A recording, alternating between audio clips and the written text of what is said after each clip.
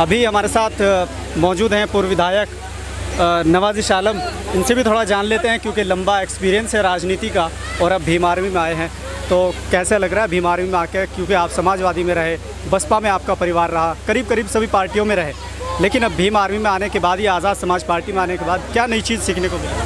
देखिए, ये एक मिशन है, जिस मिशन से लोगों के जो मेरे पे फ़ोन आते हैं, लोगों के बीच में जाता हूँ, लोग जो कहते हैं कोई अच्छा निर्णय आपने लिया, उस निर्णय को जब लोग अप्रिशिएट कर रहे हैं तो जाहिर सी बात है वो निर्णय मेरा बहुत बढ़िया है। और वो निर्णय अच्छा जब मैं समझूंगा, जो जितना मुझे अप्रिसिएशन मिल रहा है वो अप्रिसिएशन जो हमारे ज़िला पंचायत के चुनाव होने जा रहे हैं उसमें हमें मिले, और विधानसभा के जो चुनाव आएंगे 27 में, जब हमारी पार्टी मजबूत होगी, उस एप्रिसिएशन को अच्छा जब मैं मानूंगा।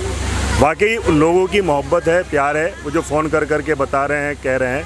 आज़ाद समाज पार्टी वो पार्टी है जो ज़मीन पर आज की तारीख में लड़ाई लड़ रही है, देश में भी और प्रदेश में भी। उसका जीता जागता सबूत यह है कि अभी अलीगढ़ में एक घटना हुई, जहाँ भी कोई घटना होती है वहाँ हमारे नेता चंद्रशेखर आज़ाद जी पहुँचते हैं, सबसे पहले पहुँचते हैं और उस लड़ाई को आखिरी दम तक लड़ते हैं। तो ये ऐसे नेता की मुझे भी तलाश थी और कुदरत वाले ने मुझे ऐसा नेता दिया, और मैं तो दुआएं करूँगा कि ऊपर वाला उनकी भी ज़िंदगी लगावे, मेरी भी ज़िंदगी करे, और जितना टाइम मेरा बच रहा तो मैं ऊपर वाले इस पार्टी में दिन रात एक करूँ और मेहनत करूँ, जद्दोजहद करूँ। दलित एकता और मुस्लिम एकता की बात करती है, लेकिन कैसे वो मुस्लिम आज़ाद समाज पार्टी पर भरोसा करे जो मुसलमान बसपा को, सपा को और तमाम पार्टियों को देखते आ रहा है? तो एक मिसाल है जिसमें कहते हैं कि दूध का फूका छाछ में भी फूंक मार के पीता है, तो कैसे इतनी जल्दी विश्वास बन सकता है? देखिए, विश्वास और पार्टी पर भी बनाया और पार्टी को भी विश्वास में रखा और पार्टी को भी वोट देते आ रहे।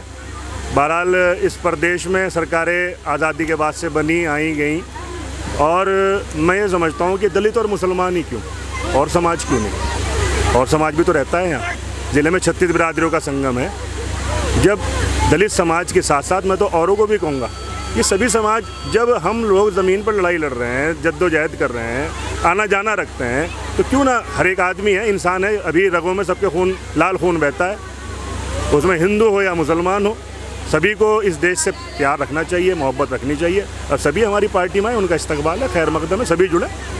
बीजेपी के नेता के उस वीडियो को लेकर बात करना चाहूँगा जो हाईवे पर वायरल हुई।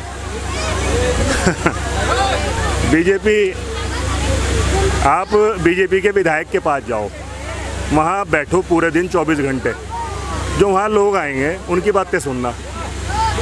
वहाँ ना तो कोई सड़क मांग रहा, ना कोई ट्रांसफार्मर के तार मांग रहा, ना कब्रिस्तान की कोई चार दीवारी मांग रहा, ना कोई शमशान का शेड मांग रहा, ना कोई हैंडपम्प मांग रहा, ना स्कूल में पैसा मांग रहा।